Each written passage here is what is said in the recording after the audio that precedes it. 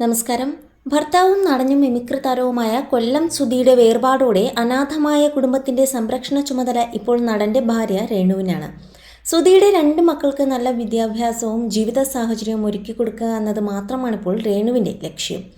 അഭിനയത്തിൽ താല്പര്യമുള്ള രേണു നാടകം, മ്യൂസിക് വീഡിയോകൾ എന്നിവയെല്ലാം സജീവമാണ്. അടുത്തിടെ ചില റൊമാൻറ്റിക് റീലുകളിൽ അഭിനയിച്ചു എന്നതിൻ്റെ പേരിൽ കടുത്ത വിമർശനമാണ് രേണുവിന് നേരിടേണ്ടി വന്നത്. എന്നാൽ വിമർശനങ്ങളിൽ തളരാതെ മുന്നോട്ട് പോവുകയാണ് നടി. റീലുകളിലും സജീവമായ ശേഷം നിരവധി സിനിമാ അവസരങ്ങൾ തനിക്ക് ലഭിക്കുന്നുണ്ടെന്ന് പറയുകയാണ്. സർക്കാർ ജോലിക്ക് വേണ്ടിയുള്ള കാത്തിരിപ്പിലാണെന്നും രേണു പറയുന്നു. സുധിയുടെ പ്രിയ സുഹൃത്തും സഹോദരി തുല്യയുമായ ലക്ഷ്മി നക്ഷത്രയെക്കുറിച്ചും രേണു മനസ്സു തുറന്നു.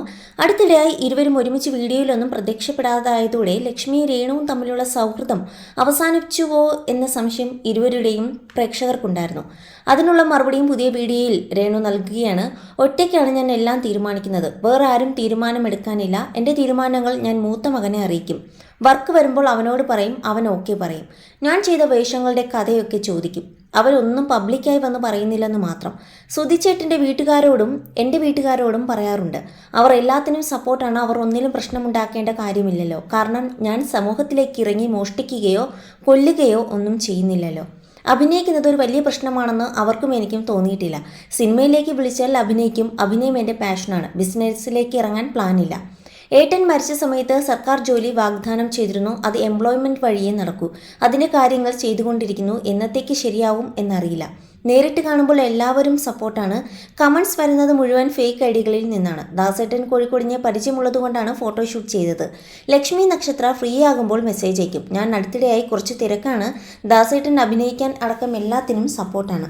ഒരു സിനിമ ചെയ്യാൻ പോവുകയാണ്. നല്ലൊരു കഥാപാത്രമാണ്. ഷൂട്ട് തൃശ്ശൂരാണ്. സിനിമയിൽ നിന്നും പലരും വിളിച്ചു വർക്കൊക്കെ നന്നായി അഭിനന്ദിച്ചിരുന്നു. ദാസേട്ടൻ എൻ്റെ സഹോദരനാണ്. അദ്ദേഹത്തോടൊപ്പം ഒരു ആൽബം ചെയ്യാൻ പോവുകയാണെന്നും രേണു പറഞ്ഞു.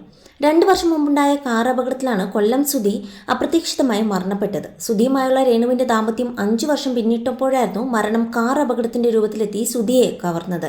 ടെലിവിഷൻ ഷോകളിലും സിനിമകളിലും സജീവമായിരുന്നെങ്കിലും കാര്യമായ സമ്പാദ്യമൊന്നും സുധിക്കുണ്ടായിരുന്നില്ല. വാടക വീട്ടിലായിരുന്നു കുടുംബസമേതം കഴിഞ്ഞിരുന്നത്.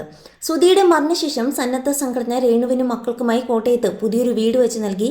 മക്കളുടെ വിദ്യാഭ്യാസം ഫ്ലവേഴ്സ് ചാനലാണ് ഏറ്റെടുത്തിരിക്കുന്നത്. സുധിയുടെ 2ാം ഭാര്യയാണ് രേണു. ആദ്യ വിവാഹത്തിൽ പിറന്ന മകനാണ് രേണു സംരക്ഷിക്കുന്ന കിച്ചു.